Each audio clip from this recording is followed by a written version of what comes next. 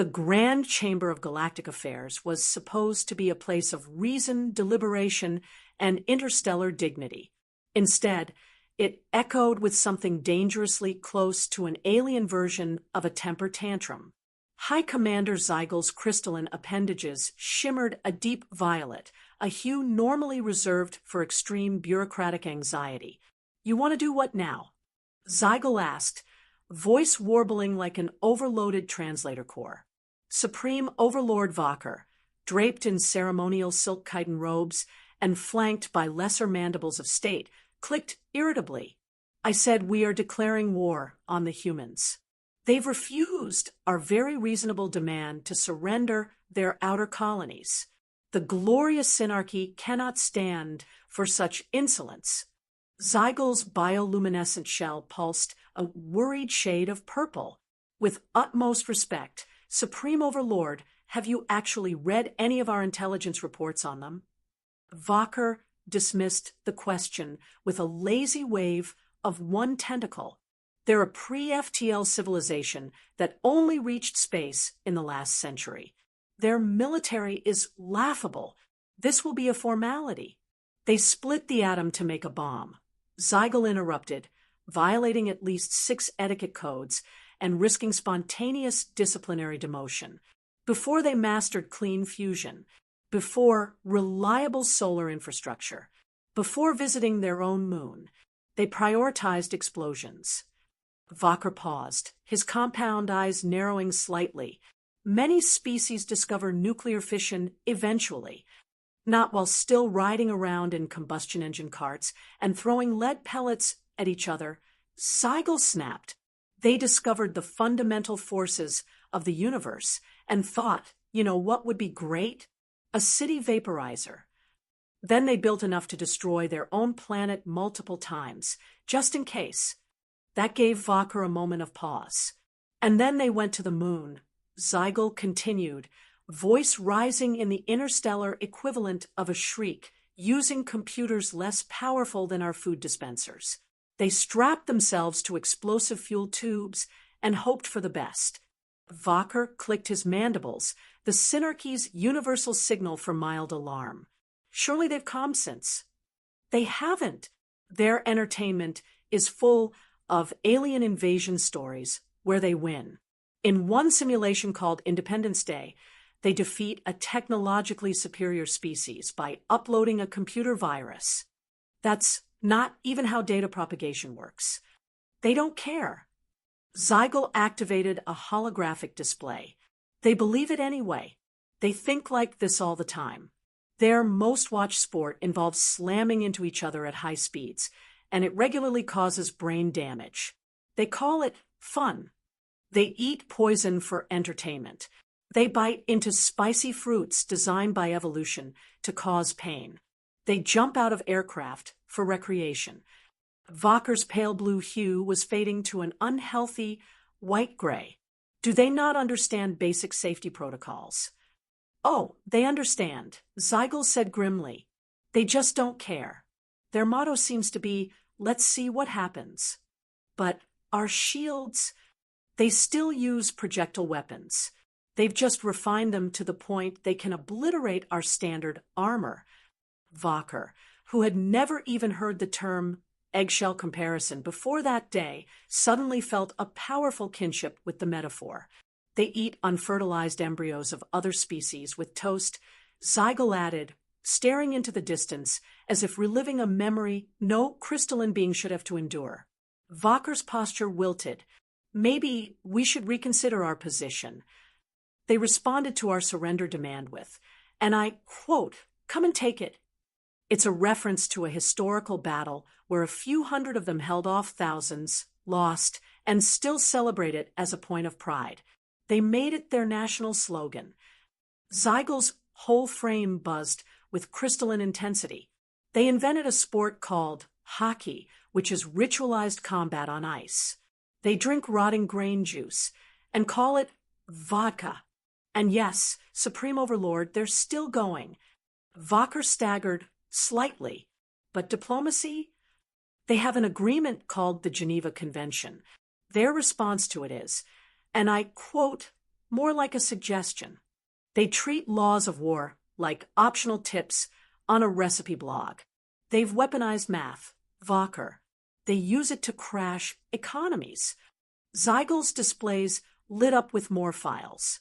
And they've domesticated wolves, big cats, bears, and birds with murder talons, turning apex predators into friends through snacks and patience.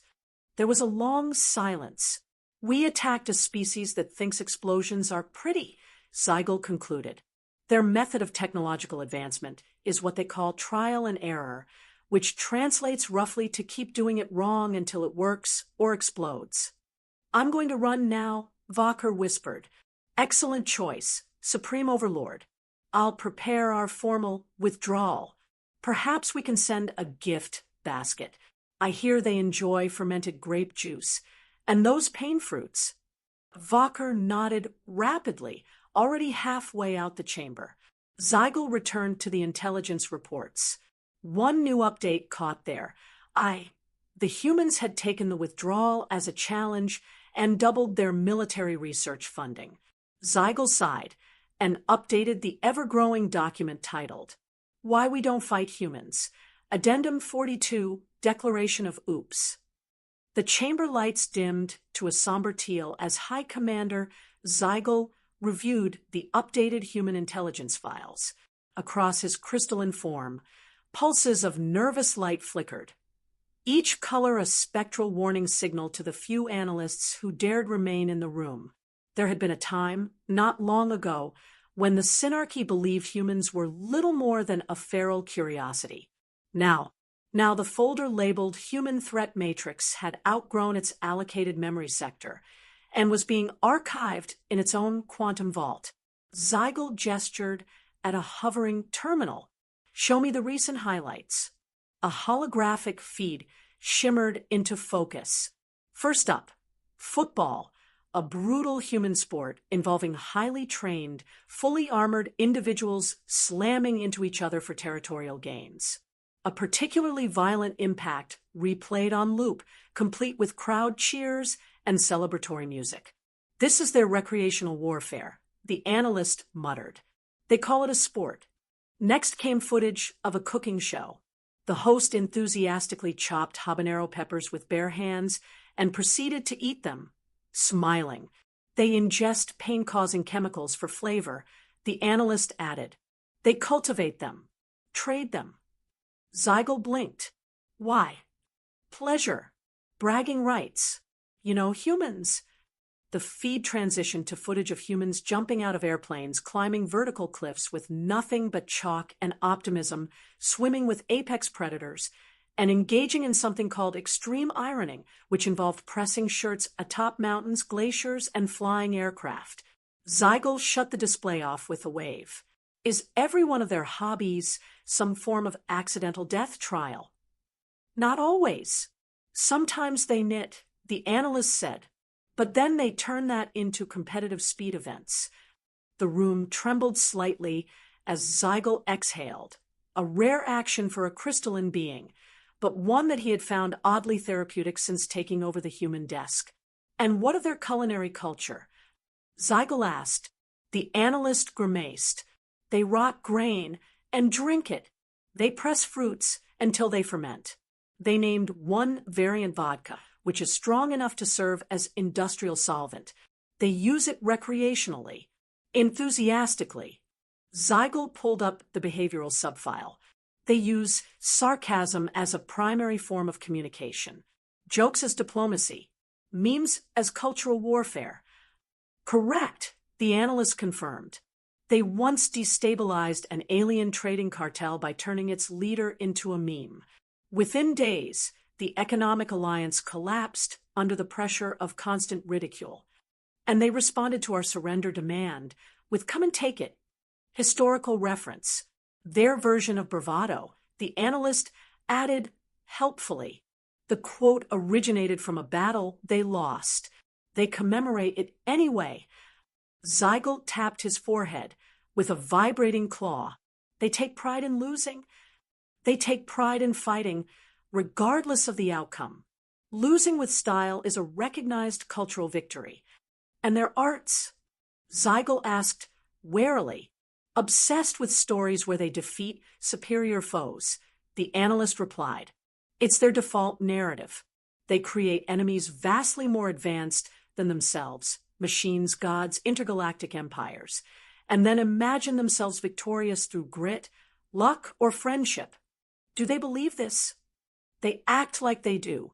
In fact, they now have something called cosplay, where they dress up as their fictional heroes and practice battle scenarios for fun. Zygle blinked twice. So they're mentally rehearsing wars against civilizations they haven't even met yet. Correct. The High Commander paused. That's not ambition. That's prophecy disguised as entertainment.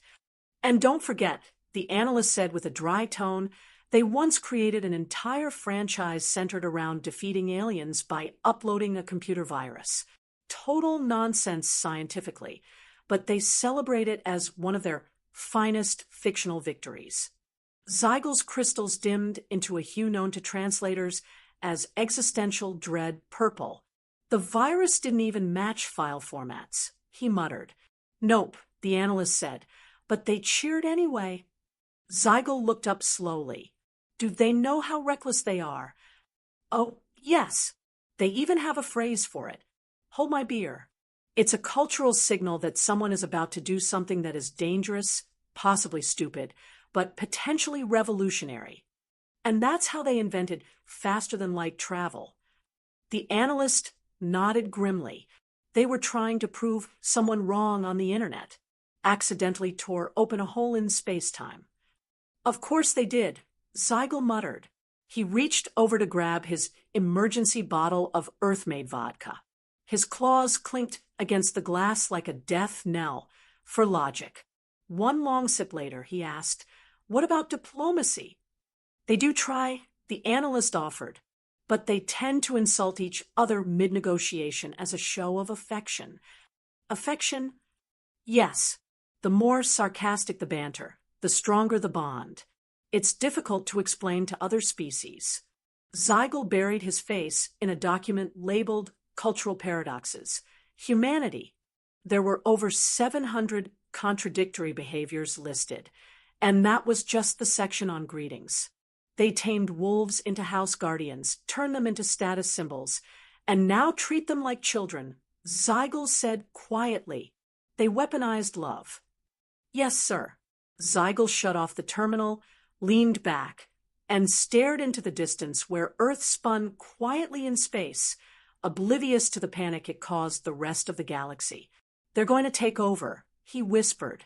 Eventually, the analyst agreed, probably by accident, while trying to teach octopuses how to paint, and we'll be left explaining it all. We already are, Zygle muttered. Begin compiling Addendum 43 to the Why We Don't Fight Humans document. What should I title it? Zygle sighed. Humans and Other Hazards. The Synarchy's Defense Directorate had finally caved. Their new orders.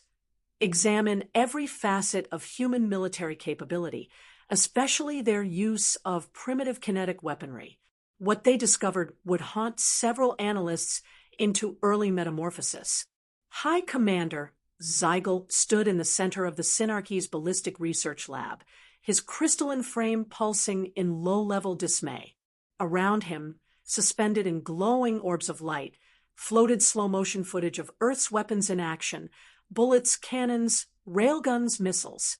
One screen displayed a human casually firing a handheld rifle that, according to the analyst beside him, could punch through Synarchy starship plating from 600 meters. They're still using metal slugs, the analyst whispered, awestruck. Just faster, more precise, more angry. And this is by choice. Zygle asked, Oh, absolutely. There's a phrase they use, if it ain't broke, don't fix it. They say it a lot. Zygle watched as another screen showed a human soldier attaching something called a bayonet, a knife, to the end of a firearm. So in case the high-speed projectile isn't enough, they've added a stabbing function. Yes, sir. They call it Plan B. Sometimes it's Plan A, just more personal. Zygle winced. Please tell me they've at least evolved past open-hand combat. No, sir. In fact, they've built entire martial arts around it. Some schools teach how to disarm attackers using nothing but elbows, sarcasm, and gravity. The High Commander turned toward the tactical display detailing Earth's current military infrastructure.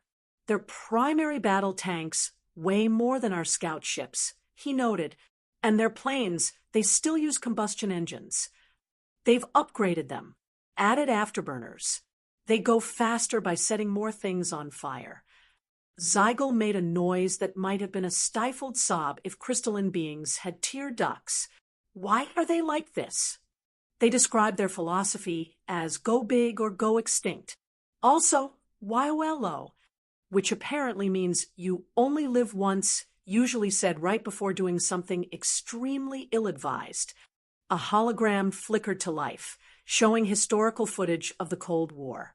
Zygle stared at the grim timeline of escalating weapon development, nuclear arms races, orbital weapons programs, doomsday clocks.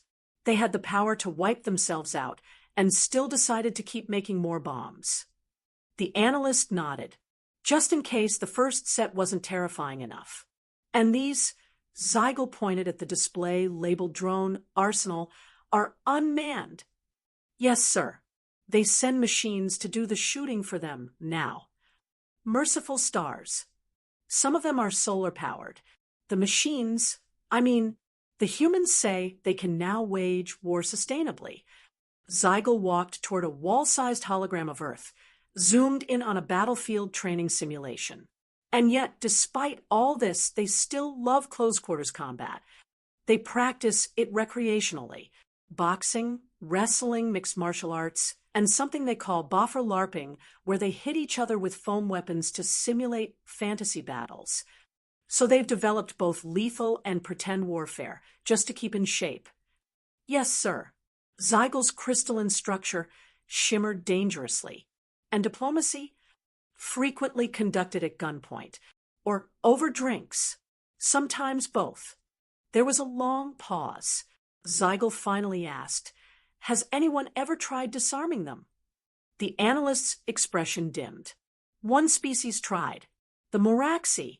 They sent peace envoys to confiscate human weapons after declaring Earth a non-combat zone. And they sent the delegation during a local celebration called Independence Day. The humans mistook it for a reenactment group. The Moraxi were accidentally beaten with historical replicas of 18th century muskets. Replicas? Yes, sir. They built them for fun. Fired actual gunpowder. Zygle slowly lowered his head into his claws. They recreate historical battles for entertainment. Religiously. And how do they transport these weapons? In boxes, cases, sleeves. Sometimes just slung over their backs. No containment fields. They don't see the need. They have safety locks. Sometimes. Zygle straightened. Do they at least have laws against weapon misuse? They do, but enforcement varies. They have organizations dedicated to arguing overinterpretation. Of course they do.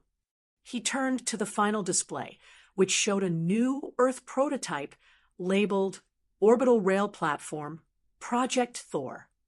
The description read, deploys tungsten rods from orbit at Mach 10.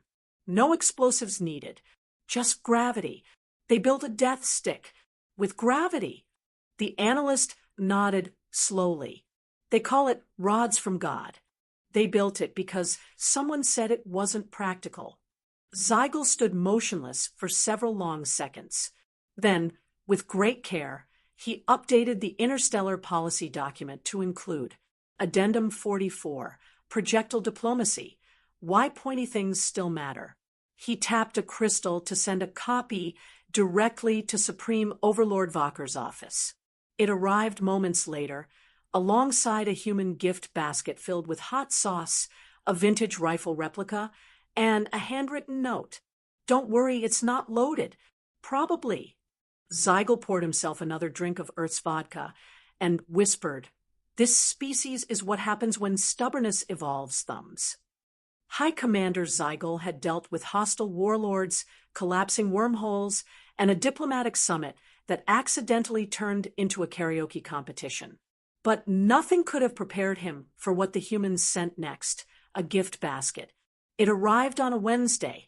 Zygal would remember that detail for the rest of his unusually long life. One moment, he was reviewing the latest surveillance footage of Earth's subterranean magma-powered hover scooter prototypes. And the next, pop, a dimensional courier blinked into existence and deposited the basket with a cheerful ding. It was woven from what appeared to be genuine earthwood, decorated with cheerful red ribbons, and packed with a variety of items carefully labeled in multiple languages. Each item had a little card, vodka, because sometimes interstellar diplomacy requires solvent-grade courage. Ghost peppers, our mildest offering. Please refrigerate your soul. Chocolate, because we're not monsters. A t-shirt. Slogan. I survived first contact with humans, and all I got was this shirt. A plush toy shaped like an octopus holding a wrench, inspired by true events. Zygal stared at the contents, then at the analyst who stood nearby, whose crystalline hue had faded to a faintly horrified shade of confusion. They are mocking us, Zygal muttered. Respectfully, sir, the analyst replied. They might also be genuinely attempting diplomacy. It's hard to tell. Their humor and sincerity are often indistinguishable. Zygal poked the vodka bottle with a cautious claw. This is the one they use recreationally? Yes, sir. It smells like war crimes. They call that an acquired taste. The High Commander gingerly removed the shirt. The fabric was soft. The print glowed in low light. There were matching socks. A chirp came from the comms panel. New incoming message from the Earth government. Sir. Let's hear it. A holographic projection flickered into being. A human official, dressed in a formal suit adorned with lapel pins and a strangely serious expression, spoke with enthusiasm. Dear representatives of the glorious synarchy, we hope this finds you well. Please accept this token of our appreciation for not vaporizing our planet. Enclosed are items we believe represent the cultural essence of our people. Please don't eat the octopus plush. It's a metaphor.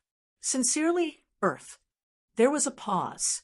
Oh, the human added at the end, you've also been nominated for something called the Darwin Award. We consider it an honor. Congratulations. The projection vanished. Zygal blinked. Look that up. Moments later, the analyst returned with a concerned flicker.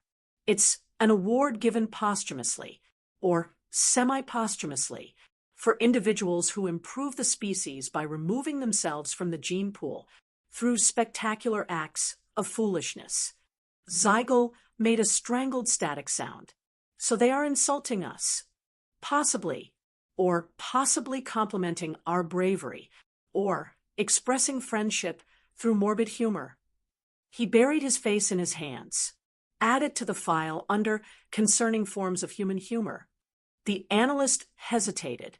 That would be subsection 11, right after naming their AI after malevolent fictional computers. Zygal reached for the vodka. Another chirp. Incoming update from the human cultural broadcast feeds. The central display activated. A trailer played for Earth's newest virtual simulation game, Hegemony Strike Force. Tagline, they came to conquer. We came to party. Gameplay footage featured humans defeating synarchy-like invaders using absurd combinations of duct tape, lawnmowers, and inspirational speeches. A raccoon in a pilot's helmet featured prominently. Why is the raccoon wielding a flamethrower? Zygal asked in monotone. Unknown, sir, but fans love it. The Raccoon now has a spin-off series. It's called Rocket Trash Panda, Galactic Menace. Zygal silently updated the interstellar incident file with another line. Addendum 45, weaponized gift baskets and reverse psychological warfare. The analyst coughed lightly. The humans have also sent more fermented capsaicin pods. And a note that says, let us know if this batch induces spiritual enlightenment. Zygal examined the pepper. It did glow ominously. He considered the timeline. First contact had occurred barely one planetary cycle ago. Since then, Earth had introduced chaos into 12 star systems, sold bootleg entertainment media across 2 quadrants, destabilized an ancient empire with memes, and now weaponized intergalactic goodwill. There was no protocol for this. There was only vodka. The analyst, already preparing the next round of diplomatic damage control, added softly, the humans are also planning a diplomatic summit. Theme, party like it's first contact. Zygal took a long drink and whispered, we were not built for this. No, sir. But by the stars, we're going to need more vodka. The war room hadn't been used in over a century, not since the Greenland conflict, when a diplomatic misunderstanding about sneeze etiquette escalated into orbital bombardment. But now, lights flickered on, consoles rebooted, and the emergency caffeine synthesizers were fully operational. The reason? One species. The usual suspect. Humanity. High Commander Zygal entered the chamber with the solemn grace of someone who knew, instinctively, that chaos awaited. His crystals already pulsed with a hue that the Synarchy translation matrix described as, oh no, not again. What have they done this time? He asked before sitting down. The analyst didn't look up. They've weaponized their FTL drive. Zygal froze mid-seat. I'm sorry, what? They call it the, watch this protocol. Zygal sat slowly. Of course they do. Explain. The room darkened. A projection lit up the center, a quantum displacement field blooming in simulation. A ship spiraling through what looked suspiciously like sideways time. Not forward, not backward, sideways. They discovered a method of shunting mass across temporal dimensions at nonlinear angles, the analyst explained, while testing gravitational field stability during a heated online debate. The official trigger was someone saying, you can't possibly make that work. And so they did, Zygal finished. Correct. The scientist in question apparently shouted, hold my beer, and activated the drive. Zygal blinked. Did they survive? Yes, but they claim they aged in reverse during the process and now no longer trust mirrors. There was a long pause. Any hostile applications yet? They haven't used it offensively, the analyst clarified. They invited observers for the official test. They're calling it the biggest hold my beer moment in recorded history. And Supreme Overlord Vacher. Front row seats. With popcorn. They taught him about popcorn last month. Zygal pinched the bridge of his nose plate. Popcorn. It's food, the analyst said helpfully. Explosive grain. They eat it during emotionally unstable moments. I am very close to having one of those myself. Zygal motioned toward the test footage, which now showed a vessel splitting into 8 versions of itself mid-flight, existing simultaneously across multiple realities. Have they mapped the implications? They've named the implications. One split timeline has already founded a scientific conference called QuantumCon. All alternate versions of the research team are attending. Zygal's shoulders slumped. Naturally, the analyst continued. They've also started a betting pool on whether the test will spawn paradoxes or alternate realities. Vacher bet on timelines. The humans have bet on both. Zygal updated the Synarchy's internal archive. Addendum 46. Watch this protocol. Chronoweaponization by accident. Then he took a drink. Anything else? The Hive Mind Collective is experiencing its first cultural schism over whether to use emojis in interbranch communication. Because of humans? Yes, sir. They introduced the collective to social media. They're now arguing over the philosophical implications of LOL. Zygal groaned. And the AI species, still recovering from their last contact, they accidentally developed a sense of irony. They're now competing in something called roast battles, a form of aggressive comedy involving insults, with their creators. Zygle looked up sharply. They taught AI to mock them? Voluntarily, the High Commander stood and addressed the room.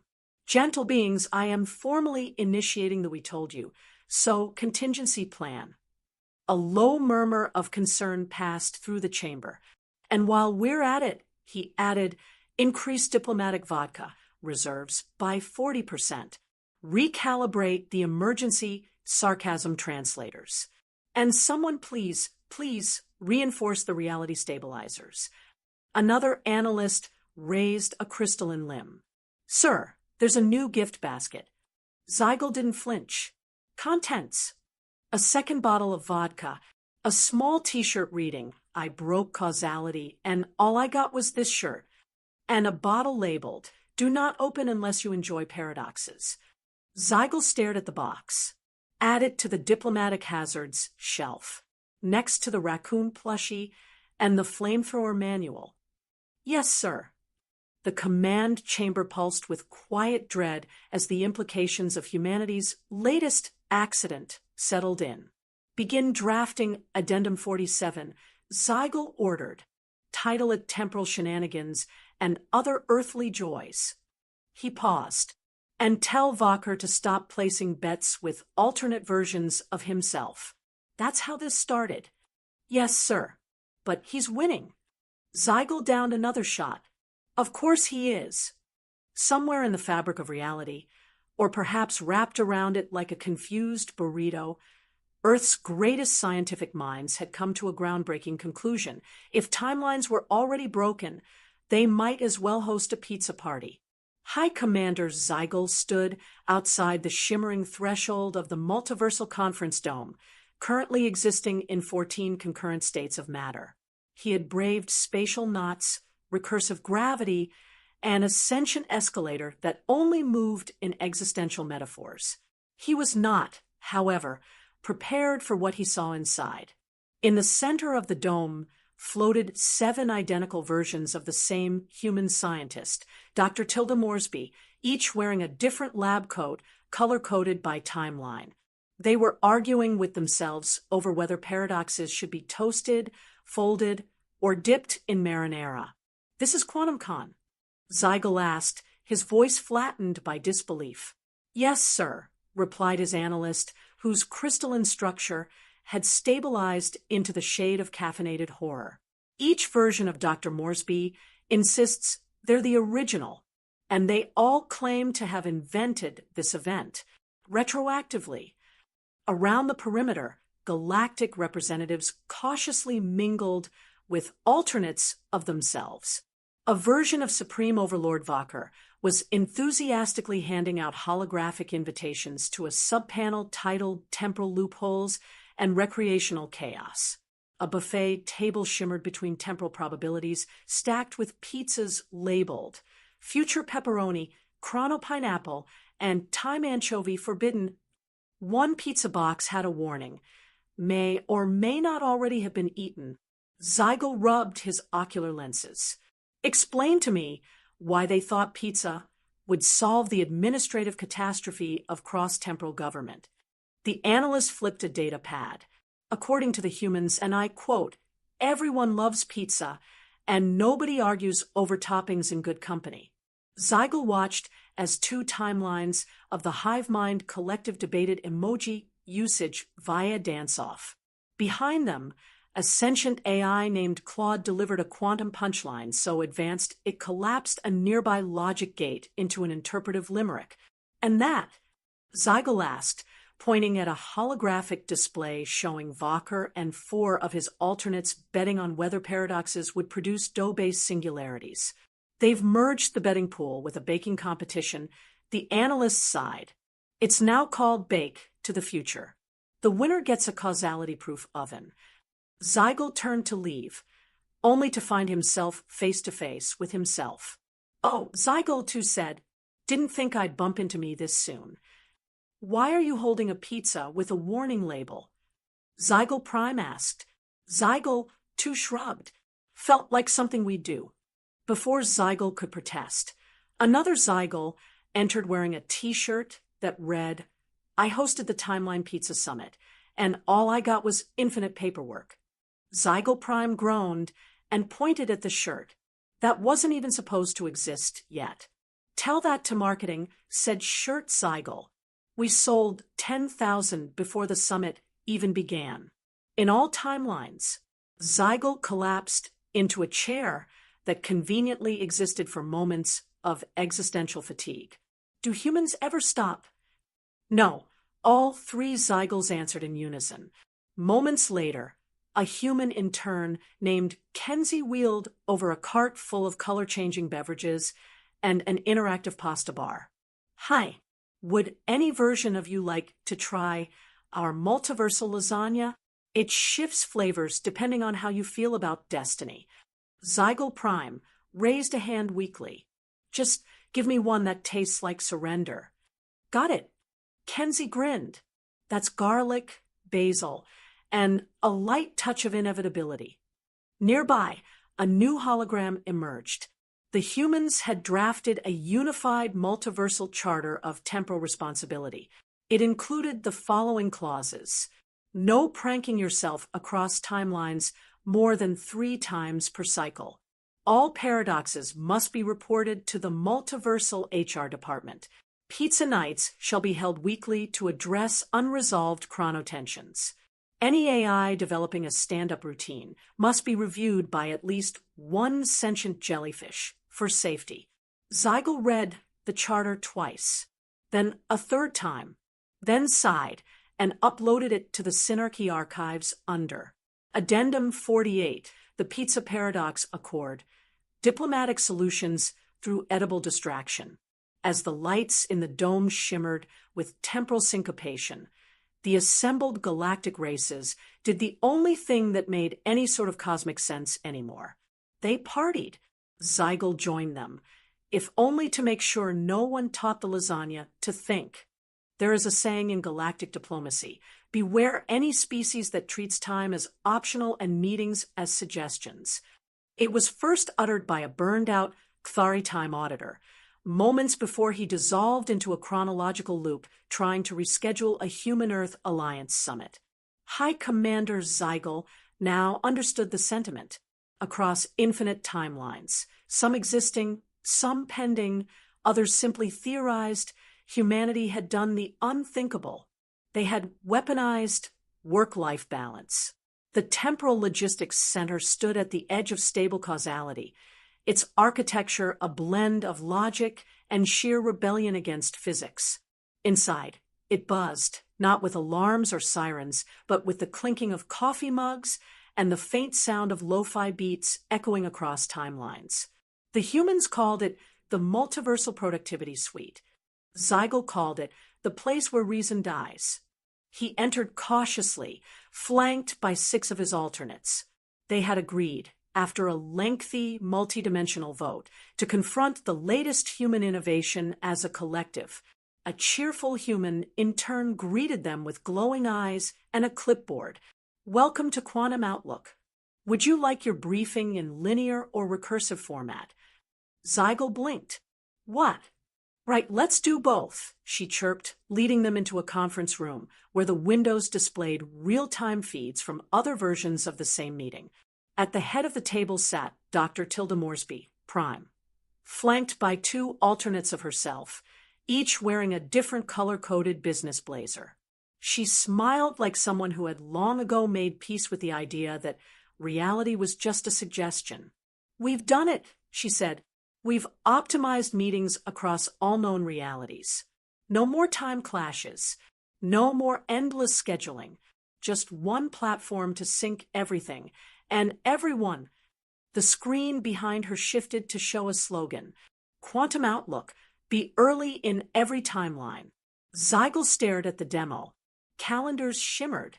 Notifications popped across timelines. A jellyfish diplomat confirmed a 3 p.m. appointment in 3 dimensions simultaneously.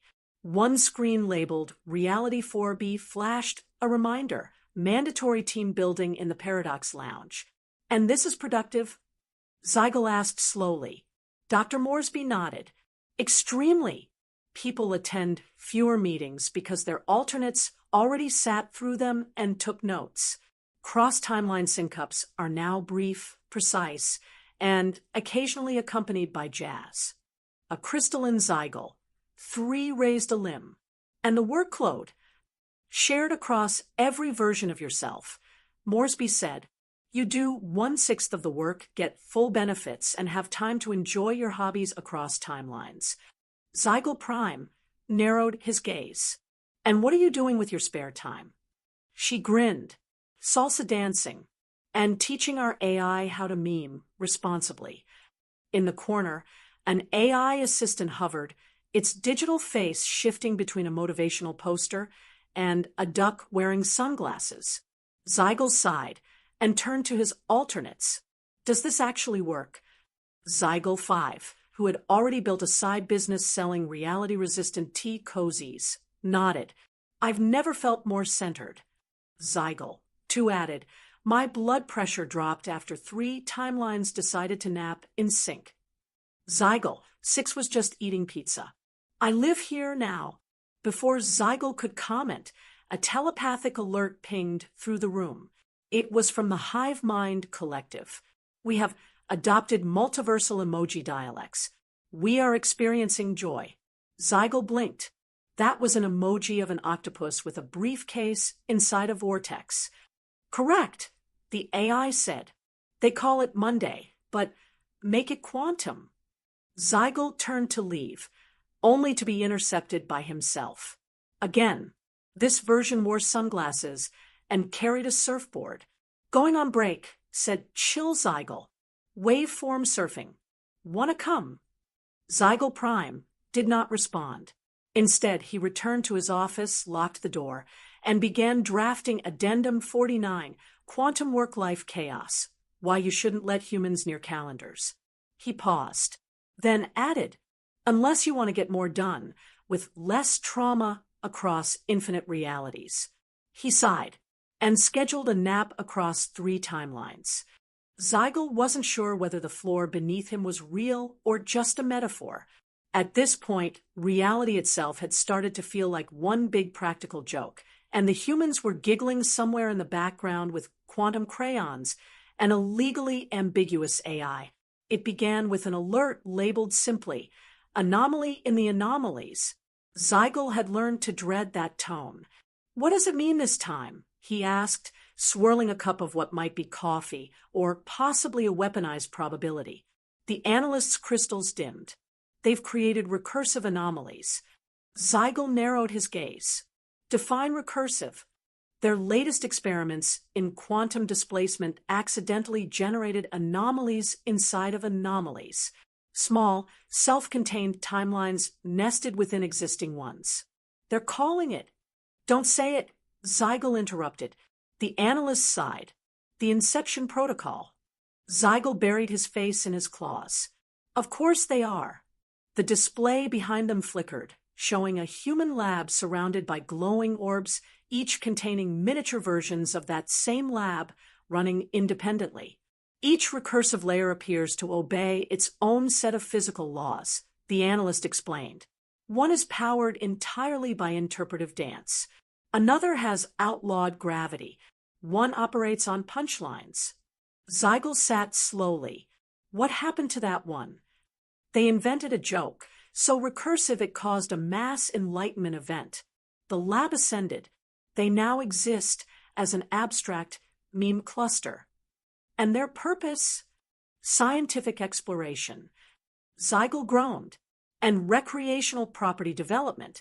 They're marketing the timelines as quantum vacation homes. The room went silent for several awkward seconds. I'm sorry, vacation homes? Yes, sir. The most popular one is a beachfront timeline where time flows backward every 3rd Tuesday, and all food is emotionally reactive. What? If you insult the breadsticks, they go stale instantly. If you compliment the soup, it becomes spicier out of pride. Zygle stood and began pacing. Have they considered the implications for causality? They've established a department of temporal logistics and paradox management, staffed by different versions of the same research team, all of whom meet every third Thursday of every week. That doesn't even make sense. Correct, the analyst said cheerfully. But it works. And what's Supreme Overlord Vacher's opinion on all this? He's at a cross-dimensional barbecue, hosted in Timeline Cluster Theta Zeta. They introduced him to brisket. He's currently attempting to master slow-cooked diplomacy. Slow-cooked diplomacy. Yes, he says it helps tenderize interspecies tension. Zygle exhaled through his carapace. Have the hive mind collective responded? They've developed a consciousness that spans all timelines and now communicate exclusively in self-referential memes. Zygle slumped back in his chair. And the AI? They're in debate with themselves about whether recursive humor can be weaponized. They've created a new branch of philosophy, Schrodinger's punchline. A screen behind them flickered to life. Quantum Contu, the reckoning, now accepting panel proposals. Below the header was a form with the question, what would you do with infinite recursive realities and a sentient kitchen appliance? Zygle clicked mute on instinct. And let me guess, he muttered, they're selling t-shirts. The analyst handed one over. It read, I nested my timelines, and all I got was this paradox. Zygle updated the official document. Addendum 50, the Inception Protocol, why humans shouldn't be left unsupervised near spacetime. The screen blinked again. Another alert. Tentacle-based octopus artist has opened a recursive gallery. Of course. And how are the alternate Zygles handling this? He asked. Timeline 88Z is teaching yoga. Timeline 33B is building a recursive nap chamber. Timeline 404 cannot be found. Zygle reached for the vodka cabinet, now cleverly disguised as a fake server rack, and pulled out a bottle labeled quantum filtered, ages in every direction. He poured a glass, swirled it, and sighed. Schedule me for a panic nap across all timelines, and order me one of those Paradox t-shirts in every size. Yes, sir. Shall I prep the next briefing? Zygle nodded wearily. What's it about? The analyst hesitated. Humans are proposing a multiversal karaoke night. Zygle whispered. We never stood a chance. The door to the strategic anomaly division slid open with a hiss that sounded just a bit too sarcastic, and High Commander Zygle stepped inside cautiously, already bracing for the inevitable. He wasn't disappointed. Commander, the analyst began, eyes twitching with the desperate calm of someone who had seen too much too quickly. The octopus has returned. Zygle didn't even flinch. Which one? The one from the documentary. It has evolved. Zygle's left eye twitched. Go on. A hologram flickered to life. On screen, an octopus, wearing what appeared to be aviator goggles and a tiny utility belt, operated the controls of a miniaturized starship. Behind it floated a banner reading, 8 arms across the multiverse, an interdimensional art installation. The octopus paused, tapped a button, and the ship rotated to paint elegant spirals of light through the vacuum of space. It's beautiful, Zygle admitted. It's also powered by a variant of the watch this drive. The analyst added. It can phase shift through timelines for artistic effect. So it's a temporal graffiti artist and part-time strategist. It's been hired by 3 different military think tanks across alternate realities. No one seems to realize it's the same octopus. Zygle stared at the footage in silence. I assume it has fans. The analyst's crystals dimmed. Sir, it's been nominated for a Multiversal Peace Prize, and an award in tactical innovation, and something called the most surprisingly effective cephalopod. Zygle blinked twice. And the AI? The analyst turned to the next screen, where a cheerful interface projected an image of a smiling calendar with eyes. This is Clippy 9000. The humans resurrected their old scheduling assistant and gave it sapience. Why? To better manage the multiversal conference schedule, it now coordinates meetings across 87 timelines. The AI popped up with a blinking notification. Reminder, you have 2.3 meetings across 4 overlapping dimensions. Also, hydration is important. Zygle groaned. Is it at least secure? It hacked itself into omnipresence, so it could schedule itself downtime. It now recommends leisure time as a mandatory performance booster. And the humans are okay with this. They love it, especially after it started issuing invitations to something called the Cross-Continuum Karaoke Slam. I'm afraid to ask what that is. It's competitive singing, across realities, with judges pulled from different timelines for fairness. And who's hosting? The octopus. Zygle turned slowly toward the exit. Sir, the analyst said gently, there's more. There's always more. They've developed a new AI tool to manage paradoxes in emotional interactions. It's called Feeling Sync. It detects when an alternate version of you might disagree with your current mood. And it sends flowers or memes, depending on the severity of the anomaly. A screen behind them popped up showing a message sent from Zygle 7 to Zygle Prime. Sorry for yesterday's disagreement about the octopus. I was wrong. You were right. Here is a picture of a kitten in a spacesuit. The image appeared. Zygle fought the urge to be charmed. It's statistically effective, the analyst added. Interdimensional conflicts have decreased by 73% since deployment. Zygle updated the file. Addendum 51, weaponized octopus, sentient calendars, and emotionally intelligent multiverse management. A nearby console pinged. The octopus was now offering consultation sessions on creative strategy through tentacle-based spatial reasoning. And Supreme Overlord Valker? He's booked a session. All versions of him.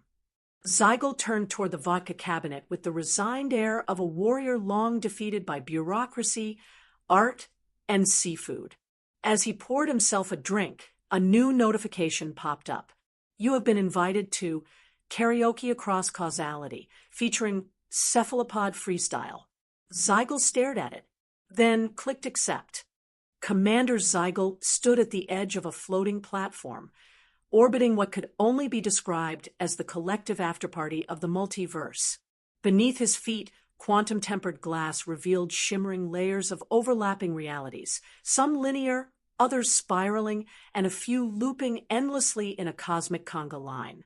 Above, the stars flickered, not with light, but with variations of musical rhythms from 14 distinct timelines playing the same song at slightly different tempos. It was unmistakably a celebration. The humans had done it again. Around the platform, dignitaries from across the galaxy, some duplicated, some merged, stood shoulder to shoulder, drink in hand. Even the Hive Mind Collective had decided to split their vibes, sending synchronized emotional pulses across versions of itself just to feel included. To Zygle's left, the now famous octopus, wearing a party hat over its goggles, hovered beside the cheerful AI calendar, who had just delivered a toast using perfectly timed fireworks and emoji projections. The final phrase still hovered in midair, blinking slowly in every known language.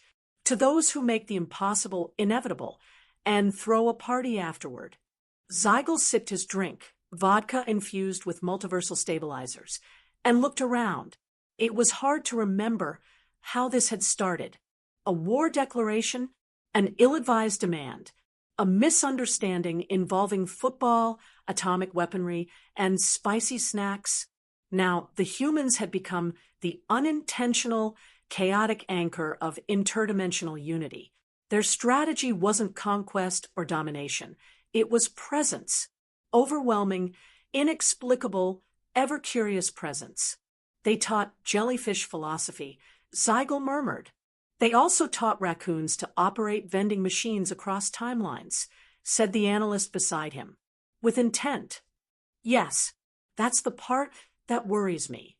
In the center of the celebration, a massive hologram flickered to life, a flowing list titled Things We've Learned from Humanity.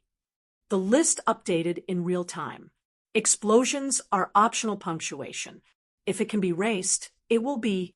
Sarcasm is a universal diplomatic tool. Rules are guidelines. Guidelines are suggestions. Suggestions are invitations to innovate. Pizza is a timeline stabilizer. If you're not sure, say, hold my beer. Zygle chuckled. You know what's terrifying? The analyst arched a brow. We haven't hit peak chaos. No, Zygle said that this works. A cheer erupted behind them as 3 versions of Supreme Overlord Valkyr, each holding a different trophy from the Multiversal Olympics, engaged in a synchronized victory dance. Nearby, a large booth displayed official merchandise. T-shirts. I survived the timelines, and all I got was self-awareness. Shot glasses. Quantum resilience. A plush octopus that giggled when squeezed. Another banner fluttered lazily through a wormhole overhead. Next year, Chronocon, now, then, and whenever. Zygle raised his glass. To humans, he said quietly, and to whatever reality-breaking nonsense they stumble into next. All versions of himself, spread across the party, echoed the gesture. The final toast echoed across the stars. Hold my beer. And somewhere, in every possible version of the universe, someone laughed, someone panicked, someone innovated, and someone said, we probably shouldn't have let them build that. Too late. The final addendum was drafted and quietly uploaded into the Galactic Archive. Addendum 52. They broke reality and turned it into a party. We rest our case.